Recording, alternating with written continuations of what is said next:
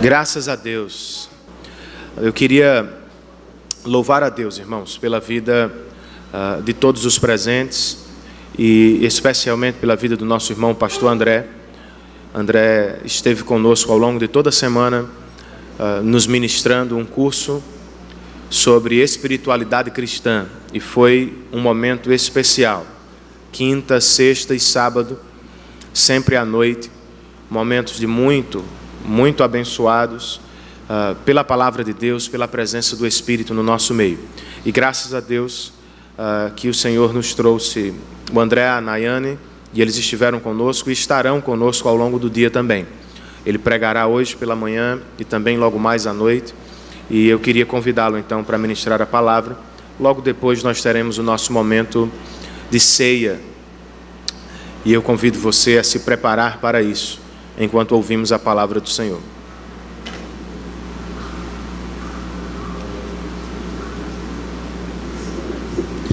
Meus amados, graça e paz, um bom dia a todos.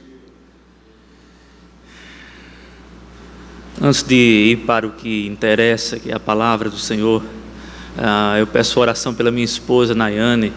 Ela está com uma dor de dente muito forte, né? Nós passamos a noite inteira naquela angústia, naquela agonia, e praticamente não dormi, né? Essa madrugada ela também não. E é tão ruim quando você vê alguém sofrendo, que você ama do seu lado e não pode fazer absolutamente nada, e ela gemendo de dor, literalmente gemendo de dor. Ela está lá deitada, tomou uma medicação, mas vamos ver o que é que Deus vai providenciar para que isto seja resolvido. Mas a bichinha está sofrendo bastante. Mas pela graça de Deus, neste momento de sofrimento, né, nós iremos pregar a palavra. Eu quero ler um texto que se encontra no Evangelho segundo Marcos.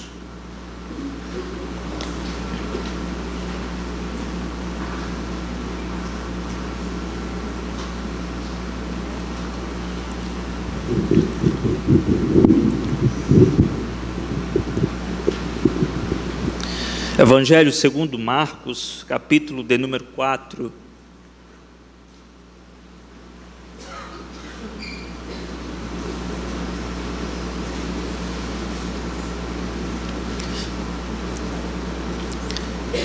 Nós iremos fazer a leitura de um dos textos mais conhecidos dos evangelhos, Jesus acalmando a tempestade.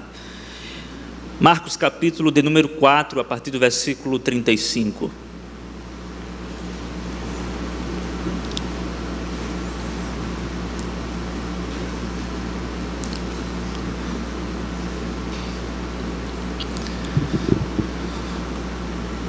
O texto sagrado nos informa o seguinte: naquele dia, ao anoitecer, disse ele aos seus discípulos: vamos para o outro lado. Deixando a multidão, eles o levaram no barco, assim como estava. Outros barcos também o acompanhavam. Levantou-se um forte vendaval e as ondas se lançavam sobre o barco, de forma que este foi se enchendo de água. Jesus estava na popa, dormindo com a cabeça sobre um travesseiro. Os discípulos o acordaram e clamaram: mestre, não te importas que morramos? Ele se levantou, repreendeu o vento e disse ao mar: aquiete-se, acalme-se. O vento se aquietou e fez-se completa bonança. Então perguntou ele aos seus discípulos: por que vocês estão com tanto medo? Ainda não têm fé? Eles estavam apavorados e perguntavam uns aos outros: quem é este que até o vento e o mar lhe obedecem? Pai, nós estamos diante da Tua palavra e nós pedimos a assistência do Teu Espírito para que o nome de Cristo seja glorificado.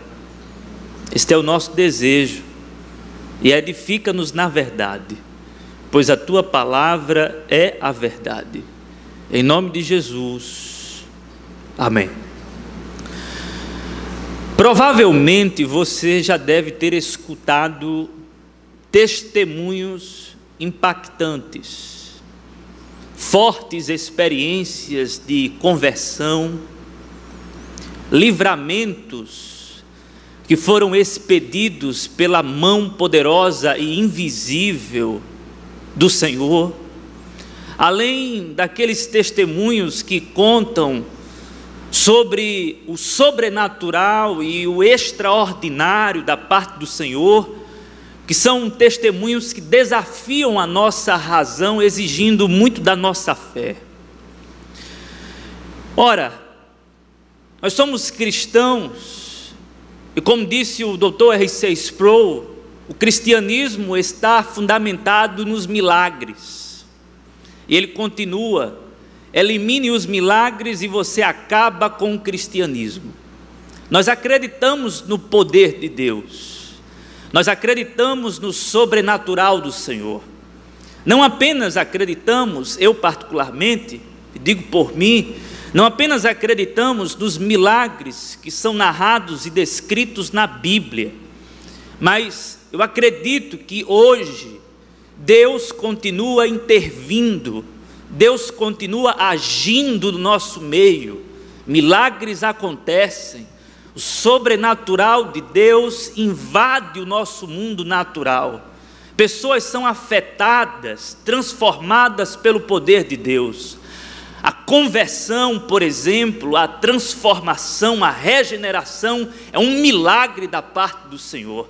Além dos outros milagres que acontecem o tempo inteiro, Deus está agindo e continua agindo no nosso meio. Acreditamos em milagres e glorificamos a Deus quando nós ouvimos testemunhos impactantes, testemunhos que glorificam a Deus.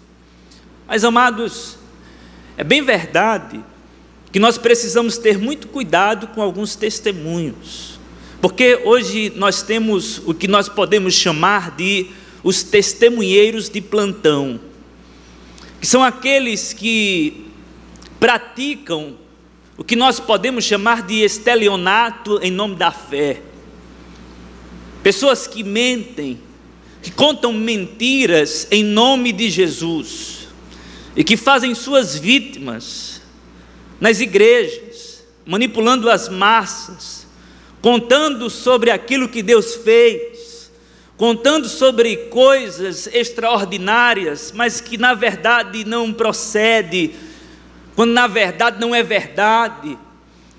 E a gente vê pessoas eufóricas, correndo atrás de testemunhos que não tem um pingo sequer lá no fundo de verdade.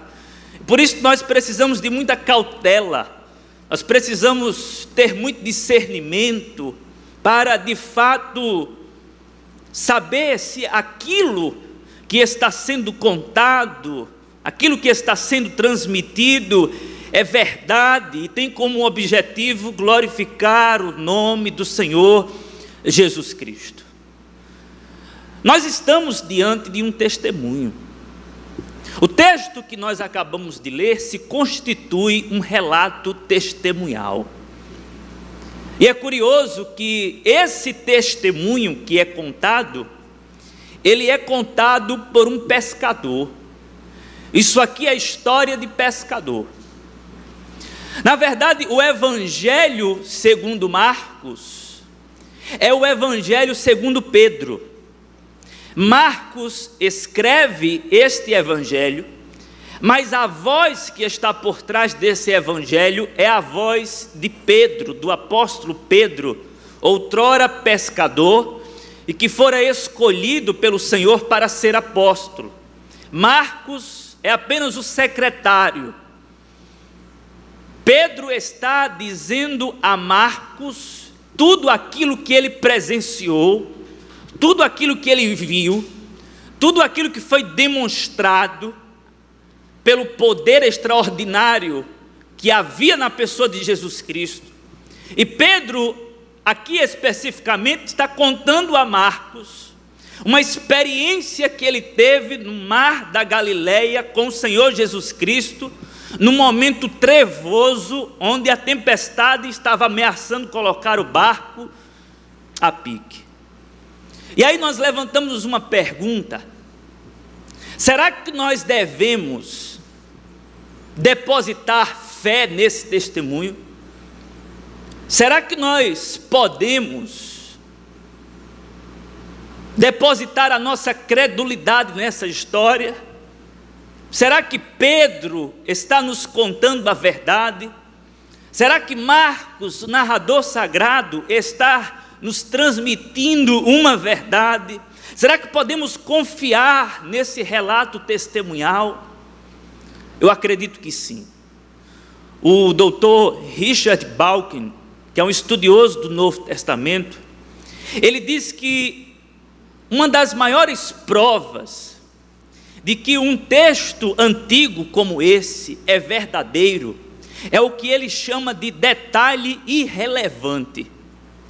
As lendas antigas do primeiro século não se ocupavam, em suas histórias, com detalhes irrelevantes. Mas aqui nós temos detalhes irrelevantes. Por exemplo, naquele dia, ao anoitecer, disse ele aos seus discípulos: vamos para o outro lado. Deixando a multidão, eles o levaram no barco assim como estava. Outros barcos também o acompanhavam. Por que outros barcos também o acompanhavam? Esta informação é irrelevante,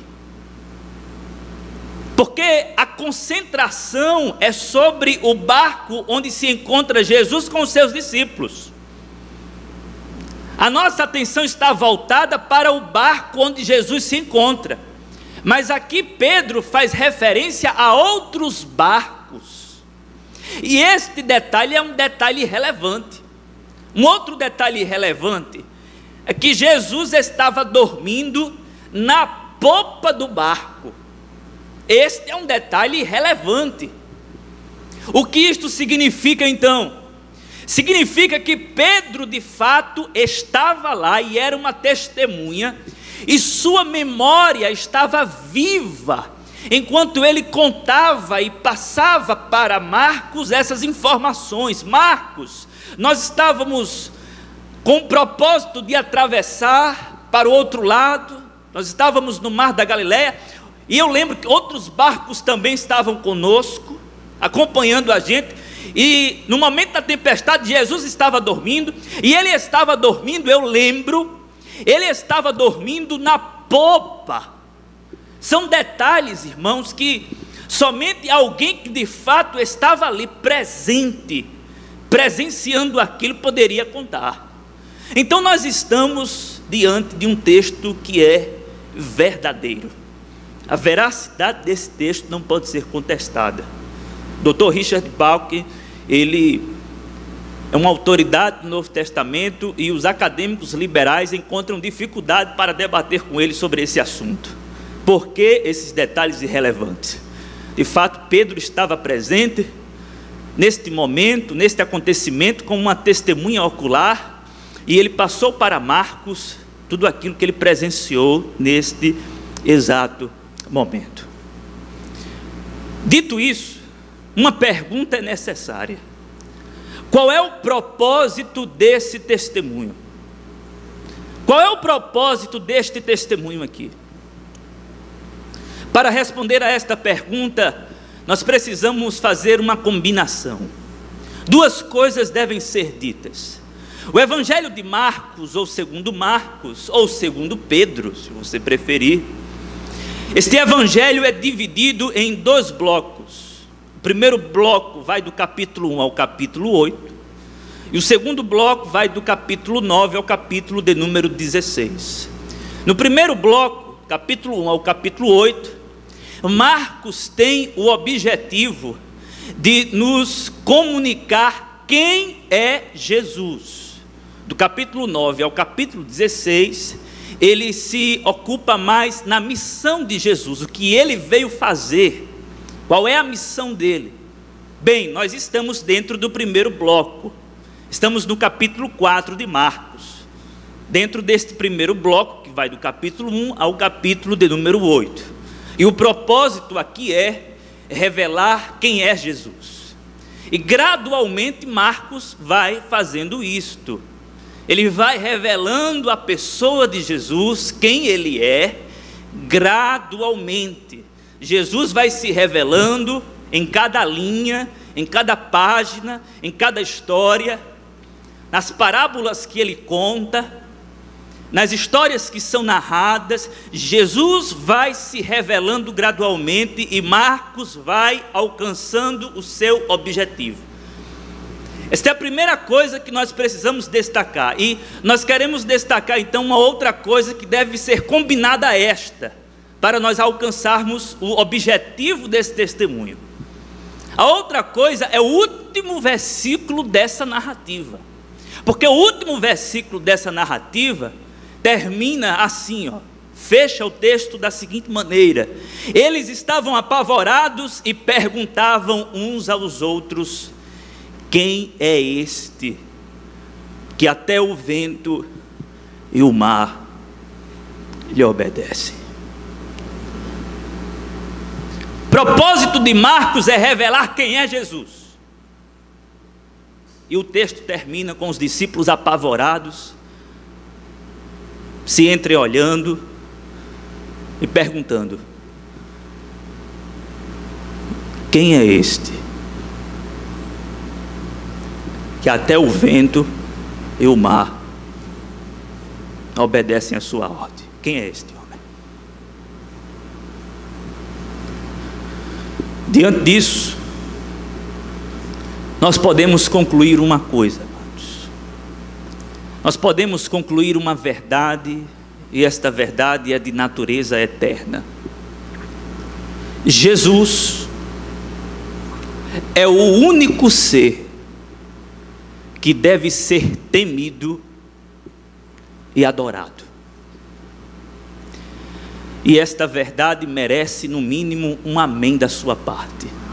Jesus é o único ser, o único ser.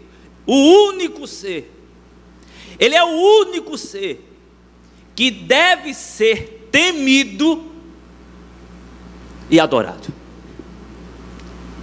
É isto que nós encontramos aqui nesse texto. E para sustentar esta verdade, eu quero, com base no texto, apresentar para os irmãos 3 razões através das quais nós podemos sustentar esta verdade. Jesus é o único ser que deve ser temido e adorado por 3 razões básicas que nós podemos encontrar no texto. A primeira razão é a seguinte: Jesus é o único ser que deve ser temido e adorado, porque Ele é fiel para cumprir e poderoso para sustentar a sua palavra. Ele é fiel para cumprir e poderoso para sustentar a sua palavra. O texto começa assim: naquele dia, ao anoitecer, disse ele aos seus discípulos: passemos para o outro lado. Jesus fala para os seus discípulos: passemos para o outro lado. Jesus, portanto, empenha a sua palavra. E quando Jesus empenha a sua palavra, o que está em jogo e em xeque nesta viagem não é necessariamente a vida dos discípulos, mas a palavra que não pode cair por terra. Quando o vento forte, quando a tempestade, quando o aguaceiro que cai ameaça este barco, na verdade está ameaçando naufragar a palavra de Jesus. E você sabe o que é que acontece quando algo ameaça a palavra do Senhor Jesus? Olha o que acontece. Versículo de número 39. A sua palavra estava ameaçada. Ele se levantou, repreendeu o vento e o mar, dizendo: aquiete-se, acalme-se. O vento se aquietou e fez-se completa bonança. Moral da história, versículo de número 1 do capítulo 5. Eles atravessaram o mar e foram para a região dos Gerazenos. O texto começa Jesus dizendo: passemos para o outro lado, e termina no versículo 1 do capítulo 5, e eles atravessaram o mar, chegaram ao seu destino. Jesus revela no início o destino da sua vontade, através das suas palavras: passemos para o outro lado. E esta palavra é sustentada no meio da viagem, quando Jesus repreende a tempestade para que ela se cumpra. E ela se cumpre porque Ele é fiel para cumprir e poderoso para sustentar a sua palavra. Diante disto, eu quero destacar uma grande verdade e em seguida uma aplicação prática. A grande verdade que deve ser destacada é a seguinte: a nossa existência, irmãos, depende única e exclusivamente da palavra de Deus.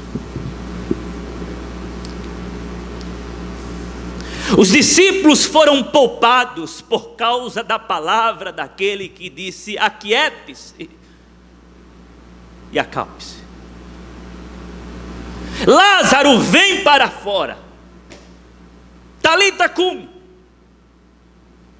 A palavra de Jesus em ação, o verbo encarnado em ação, colocando a sua palavra para fora, dando vida, por exemplo, a quem está morto. Espiritualmente falando, você foi vivificado porque a palavra poderosa de Deus explodiu dentro do seu ser quando Ele disse: haja luz, e houve luz. E hoje você está aqui com vida, glorificando o Senhor da glória. A nossa vida, tanto física como espiritual, depende única e exclusivamente da palavra de Deus. Amados, nós dependemos da palavra do Senhor. A nossa vida depende dessa palavra. A nossa vida física depende dessa palavra. A nossa vida espiritual depende dessa palavra. O autor aos Hebreus, ele diz que, se referindo ao Filho, capítulo 1, versículo 3, Ele sustenta todas as coisas pelo poder da sua palavra. E quando o autor aos Hebreus, inspirado, diz que Ele sustenta todas as coisas, Calvino comenta o seguinte sobre esse texto: tudo se desintegraria num só instante se a palavra de Deus não estivesse em ação o tempo inteiro. O sustentar todas as coisas é algo que está no presente contínuo. A palavra de Deus está sustentando todas as coisas. A sua vida, ela não está aleatória, ela não está alienada à palavra, ela não está independente da palavra. É o Senhor quem sustenta a nossa existência. Nós estamos vivos porque o Senhor está sustentando a nossa vida. E nós estamos vivos espiritualmente porque este mesmo Senhor está sustentando a nossa espiritualidade. A nossa existência depende da palavra de Deus, amados. Agora, uma aplicação prática para nós. Nós devemos andar pela fé na palavra de Deus e não pelo que o nosso coração sente. Conselho bem prático: ande pela fé na palavra e não pelo que o seu coração sente. Os discípulos não estavam andando pela fé, ou melhor, eles não estavam navegando pela fé. Eles estavam navegando pelas vistas. É tanto que Adolf Buhr diz que os discípulos, como experientes pescadores, alguns deles, estavam atentos o tempo inteiro, porque eles sabiam que, embora as tempestades fossem imprevisíveis, elas eram previsíveis. Em que sentido? Naquele lago, que era uma espécie de caldeirão cercado de rochas, era sempre possível, embora imprevisível, ninguém sabia o momento certo, mas era sempre possível uma tempestade. O ar frio se chocando com o ar quente, de repente formava um aguaceiro e a tempestade caía naquele lugar. E os discípulos ficavam atentos, eles eram experientes. Adolf Puy, que comenta esse texto, o alemão que comenta esse texto, ele diz que os discípulos, eles ficavam atentos o tempo inteiro na viagem, e não somente atentos com os olhos, mas com os ouvidos, a fim de perceber os sons sibilantes, que já eram o prenúncio de uma tempestade. Eles ficaram atentos. Jesus não, Jesus está dormindo, e eles estão preocupados aqui com o que eles estão vendo e com o que eles estão ouvindo, e eles não conseguem perceber o poder extraordinário que está velado na pessoa do Cristo que dorme. Eles não descansam no Verbo encarnado, eles não descansam na palavra, eles estão pelas vistas, pelo sentimento, pelo instinto, quando na verdade eles deveriam depositar fé naquele que estava dormindo naquela embarcação. E eles são surpreendidos. Eles são surpreendidos.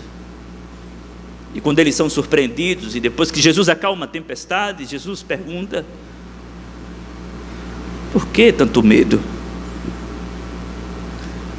Vocês estavam andando pelas emoções de vocês, e não pela fé. Onde está a fé de vocês? Vocês ainda não têm fé? Devemos andar pela fé na palavra de Deus, queridos. Nos momentos difíceis da vida, nós precisamos trazer à memória textos sagrados.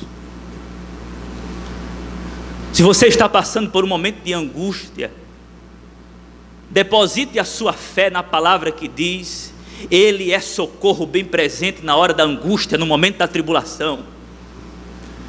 Se você está passando por um momento de enfermidade, se você está doente, comece a depositar a sua fé nas promessas de vida eterna, onde não haverá mais doença. Se você está passando por um momento de pecado, coloque a sua fé naquele que é fiel e justo para lhe perdoar e lhe purificar de toda injustiça. Confiança na palavra e não no que eu sinto. Eu preciso pregar para mim, e você precisa pregar para você. Porque te abates, ó minha alma? Confia em Deus. Pregue para você mesmo. Você está abatido? Está desesperado? Está em estado de instabilidade? Diga assim: por que te abates, ó minha alma? Confia em Deus. Por que te perturbas, ó coração? Não, confia no Senhor, confia na palavra dele que não passa. Tudo aqui passa, mas passará, disse Jesus, céu e terra, mas a minha palavra não passará, permanecerá. Jesus deve ser temido e adorado, e é o único ser que deve ser temido e adorado, porque ele é fiel para cumprir e poderoso para sustentar a sua palavra. Não confie muito no seu coração, não, mas confie na palavra de Deus. Desconfie da sua dúvida, mas nunca desconfie da palavra do Senhor. Você está em dúvida e isso gera ansiedade, desconfie da sua própria dúvida. mas nunca desconfie da palavra do Senhor Jesus sobre a sua vida. Ele tem palavras de vida eterna, palavras de segurança para todo sempre, e essas palavras nunca cairão por terra. Amém, queridos? Nós temos no texto também uma segunda razão pela qual nós devemos prestar todo o nosso culto a este que é único e deve ser temido e adorado. Ele é o único ser, Jesus, que deve ser temido e adorado. A segunda razão, porque Ele cuida de nós, mesmo quando nós desconfiamos do seu cuidado. Jesus cuida de nós, mesmo quando nós desconfiamos do seu cuidado. Os discípulos não agem com fé, agem com dúvida, com incerteza. E quando eles acordam o mestre, isto aqui não é uma oração humilde: Senhor, por favor, nos ajude que nós iremos morrer. Não é uma oração humilde, mas é uma crítica da parte dos discípulos. Senhor, não te importa que morramos? Aliás, o termo que eles usam é mestre. Mestre, não te importa que morramos? Tu és nosso guia, tu estás nos instruindo, tu estás conosco à frente da gente, mas não te importas, não te preocupas. Eles estão desconfiados do cuidado de Jesus. Mas mesmo assim, mesmo desconfiados, Jesus se levanta e repreende a fúria do vento e a fúria do mar. Ou seja, a despeito dos discípulos, da fé que eles têm ou não têm, Jesus acalma aquela tempestade e revela que está preocupado sim com a vida dos seus discípulos. Diante disso, duas exclamações. A primeira delas: ainda bem que Jesus não depende da nossa fé para nos socorrer. Ainda bem, graças a Deus, que Jesus não depende da nossa fé para nos socorrer. Os discípulos não têm fé, eles estão passando por aquele momento de noite trevosa, raios e relâmpagos, o aguaceiro caindo violentamente como um dilúvio para exterminá-los, e eles não estão cantando o hino da vitória, não. Eles não estão cantando a música do MC Bin Laden numa versão gospel: tá com Cristo, tá favorável, tá com Cristo, tá favorável. Eles não estão na tempestade dizendo: está favorável, está tranquilo, está com Cristo, está favorável, né? Esses dias eu vi o pessoal: está com Cristo, está favorável, está com Cristo, está favorável. Não tem nada favorável aqui, tem nada de tranquilo. E eles não estão cantando o hino da vitória, não. Tem um hino que toca muita gente, que é: essa tempestade vai passar, ela não veio para ficar, ela tem seus dias contados. Os discípulos não estão assim, não. Os discípulos estão dizendo o seguinte: a gente vai morrer, vai perecer todo mundo, esse barco vai afundar e tu não te importas. Porque tem gente que em momentos de tribulação, né, canta. Mas os discípulos não estão cantando, eles não estão com fé. Mas ainda bem que Jesus não depende da fé dos discípulos, irmãos. Se Jesus dependesse da fé dos seus discípulos, se Jesus dependesse da sua fé, meu irmão, você já tinha afundado há muito tempo. Se Jesus dependesse da minha confiança, eu já tinha naufragado há muito tempo. Pedro vai dar uma demonstração disso, quando ele anda sobre as águas. De repente ele olha para o vento que está soprando contra ele e vai afundando, e aí Jesus dá a mão, o socorre, mesmo ele sem fé. Você ainda não aprendeu a confiar em mim, mas nem por isso você vai morrer. Ainda bem que ele não depende da nossa fé, meus irmãos. Você sabe que lá no fundo você não acredita tanto como você diz. E aí você fica assim tentando camuflar com orações. A gente tem dessa, fica tentando, velar isso. Será que vai acontecer mesmo? Fica duvidando de Deus. Mas aí o Senhor diz: meu filho, eu não dependo da sua fé, não se preocupe não. Eu não dependo da sua estabilidade emocional para fazer o que eu tenho para fazer. Então, se você tiver fé, é bom. Isso vai ser bom para a sua saúde emocional, psíquica, espiritual. Você vai confiar mais. Agora, caso você não tenha fé, problema seu. É um problema para a sua vida. Você vai se desesperar, você vai ficar inquieto, você vai ficar ansioso, mas eu vou operar.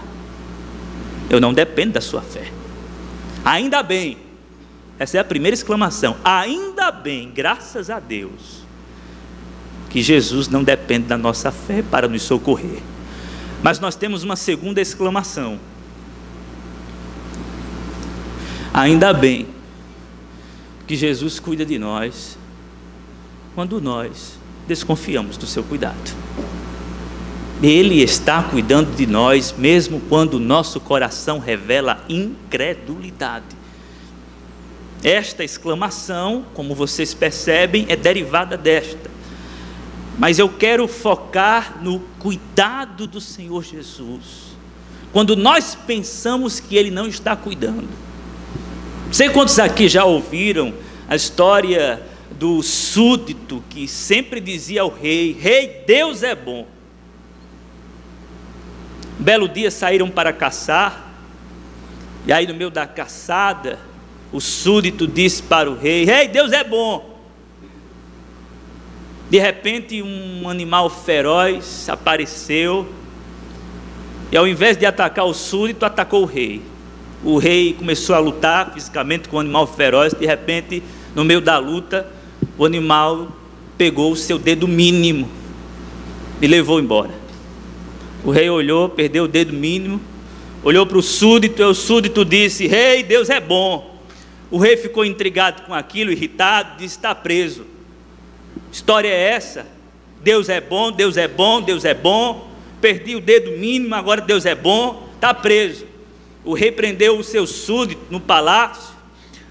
Um outro dia o rei foi caçar, não mais agora acompanhado, sozinho. Seu amigo estava preso, seu amigo de caça. Ele estava caçando, e de repente ele se depara com índios canibais. Os índios pegaram ele e levaram para o sacrifício, amarraram-no, e na hora do sacrifício o cacique olhou assim e disse: para, este sacrifício é imperfeito, está faltando o dedo mínimo. Tira, desamarra ele, desamarra, libera o homem. Ele ficou, meu Deus, obrigado, Deus é bom, paz. E ele voltou para o seu palácio, na expectativa de encontrar o súdito.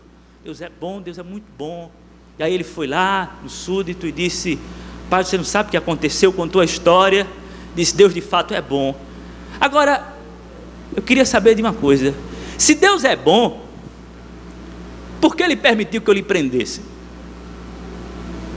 Ele disse: rei, se eu tivesse com o senhor na hora, eu seria o sacrifício, porque eu estou inteiro. Deus é bom, rei. Deus tem cuidado de nós. A gente pensa que não.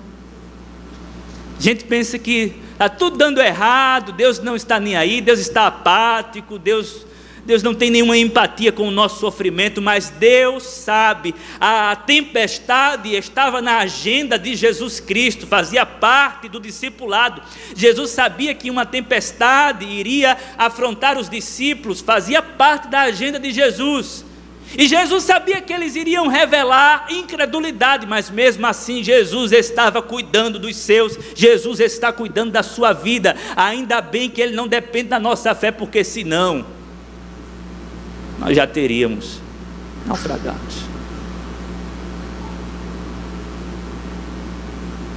Você está em pé, não por causa da sua fé, você está em pé por causa de Jesus. Você não está em pé por causa das suas orações, até porque tem gente aqui que nem ora, é ou não é? Não precisa ser um profeta para acertar nisso. No meio de uma multidão assim, tem gente que não ora, e mesmo assim Jesus tem poupado a sua vida. Você não tem lá aquela intimidade toda com o Senhor, e mesmo assim o Senhor é íntimo de você, conhece você, sabe do seu sofrimento, cuida de você, está providenciando tudo e faz com que tudo coopere para o seu bem, para que você seja no final a imagem e semelhança dele. Você vai chegar lá, porque a palavra dele está empenhada sobre a sua vida. Terceira e última razão, porque Jesus é o único ser que deve ser temido e adorado.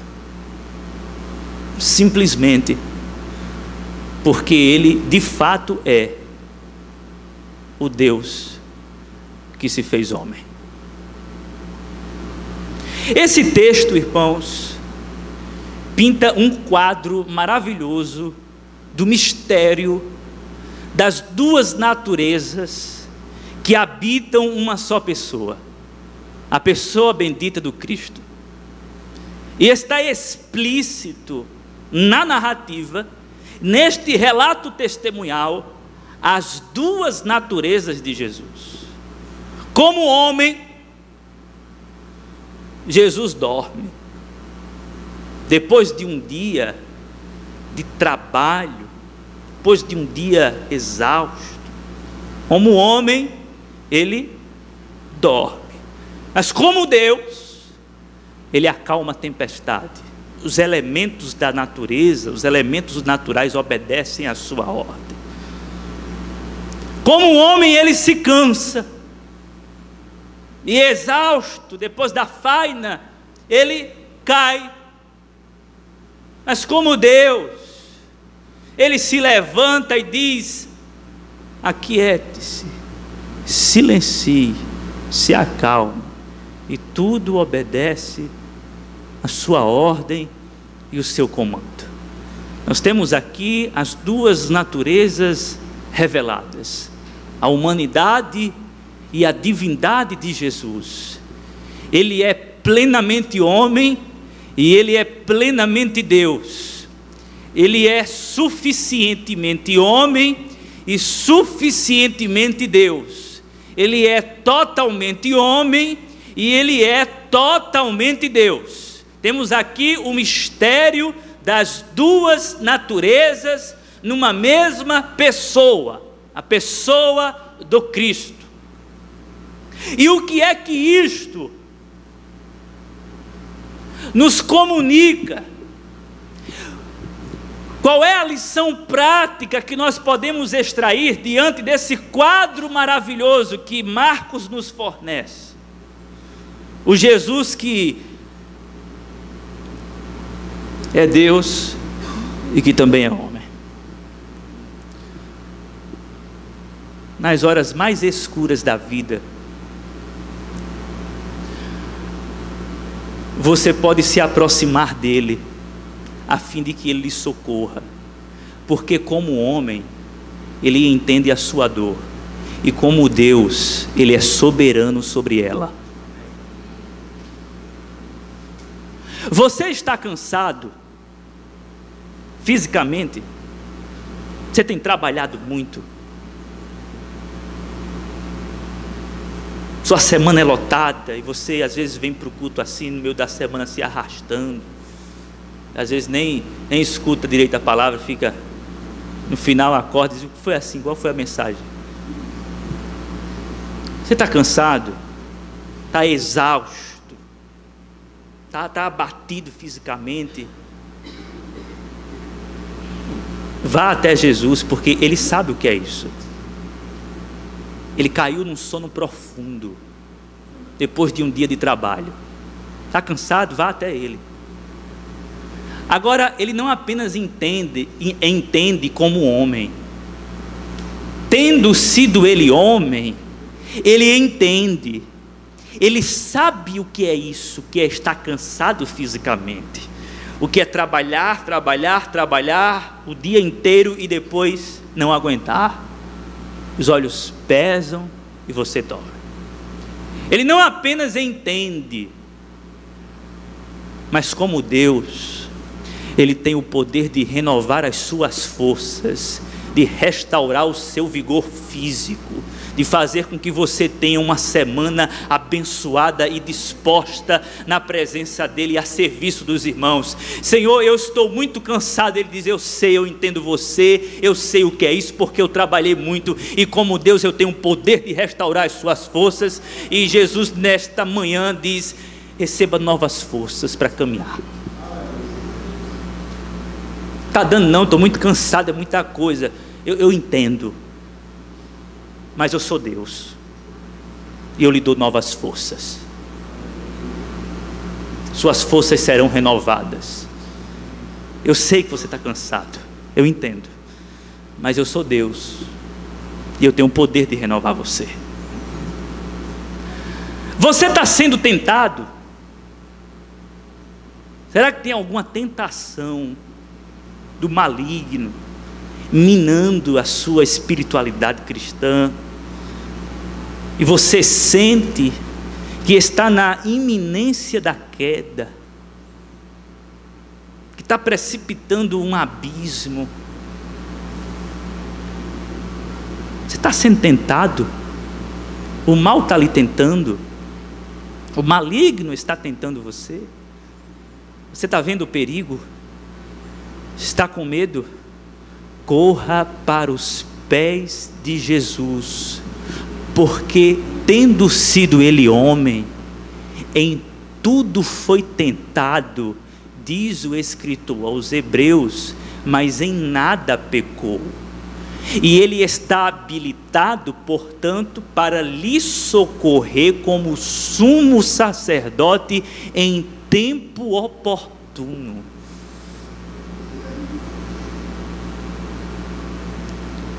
Se tem um ser que sabe o que é tentação, é Jesus. A gente não sabe, na verdade, o que é ser tentado, porque você nunca foi tentado no limite. Você não consegue, você não aguenta. Chega na metade, você cai. O único que foi tentado totalmente foi Jesus, porque era o único que tinha condições de resistir ao pecado.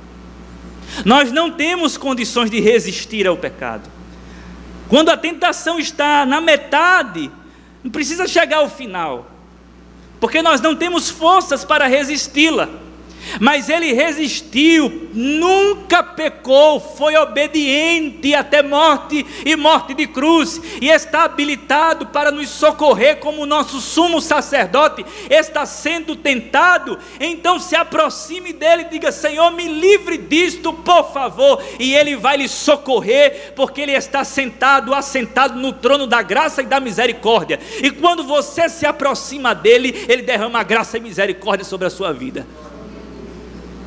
Peça socorro a Ele, momento de tentação, porque como homem, sendo Ele homem, tendo sido Ele homem, em tudo foi tentado. Sendo Ele Deus, Ele pode lhe socorrer dessa armadilha. Ele tem poder para socorrer você dessa armadilha. Mas quem sabe você já caiu, está em pecado. E agora? Pastor, eu caí, eu estou decepcionado e não sei o que fazer. Já me sujei. Não estou sendo tentado, não. Já fui e não resisti. Estou em pecado. Estou com a culpa dentro de mim. Como homem, Jesus, Ele carregou os seus pecados e os removeu. E como Deus, na cruz do Calvário, Ele deu o seguinte brado de vitória sobre a sua vida: está consumado. Está consumado. Os teus pecados foram perdoados. Ele é o Deus homem que pode nos absolver de qualquer culpa.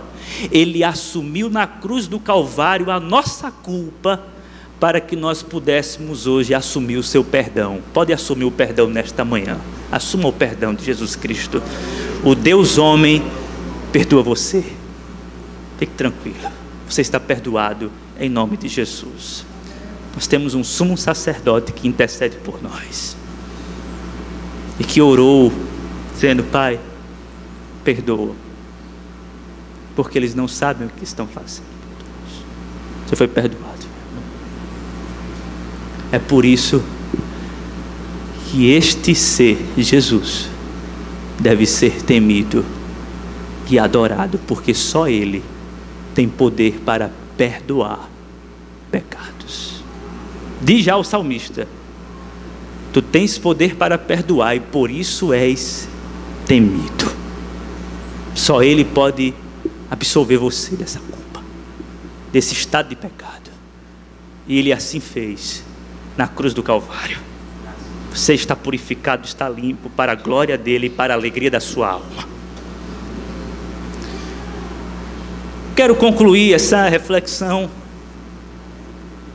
fazendo um inevitável paralelo entre esse texto e um texto conhecido do Antigo Testamento, o texto de Jonas.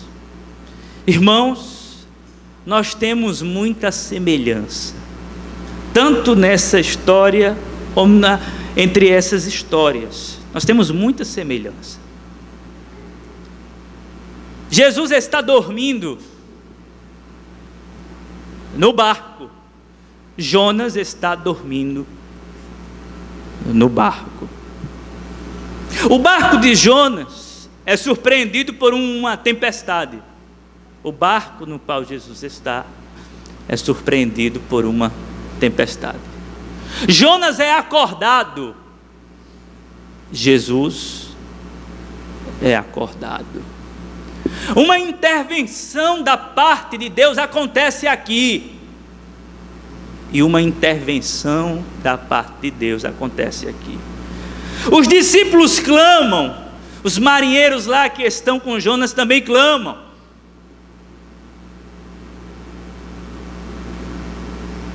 Mas parece que a semelhança só vai até aí. Porque neste caso aqui, Jesus repreende a tempestade. No caso de Jonas, Jonas é lançado ao mar. Mas na verdade, amados, não para por aqui a semelhança. A semelhança está exatamente aqui. Porque Jonas diz assim: vocês só serão salvos se a minha vida não for poupada. Eu preciso ser lançado ao mar. E quando Jonas é lançado ao mar, tudo se acalma.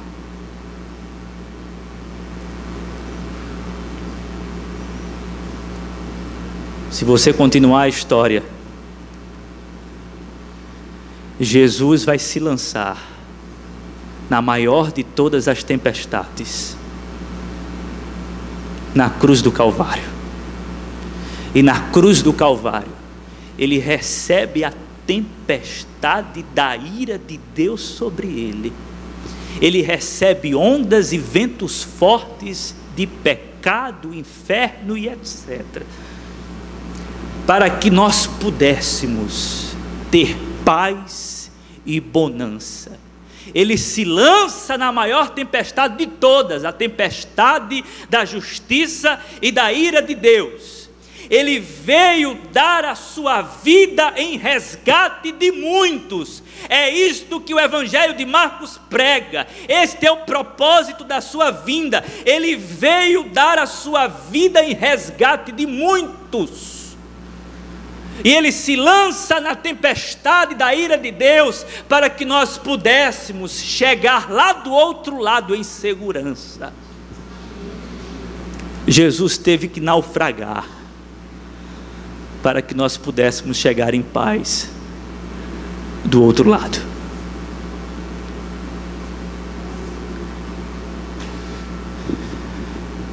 Isto é o Evangelho. Jesus naufragando para a gente chegar lá do outro lado em paz. Assim, se a maior de todas as tempestades foi acalmada, embora você esteja passando por alguma ou outra tempestade na vida, o que importa, meu irmão? O que importa é que o maior problema foi resolvido. A tempestade da ira de Deus foi resolvida. Agora nós temos paz com Deus por meio da fé em Cristo Jesus. Fomos justificados porque o Filho de Deus, Ele não lançou uma corda para nos salvar, mas Ele se lançou lá de cima e mergulhou no mar, dentro do qual nós estávamos mortos, nos resgatou das profundezas e nos deu vida e vida eterna. E hoje nós estamos aqui para celebrar a morte do Senhor Jesus Cristo, na expectação da sua vinda. Glória seja dada ao Cordeiro de Deus, que tira o pecado do mundo. Vamos orar, queridos.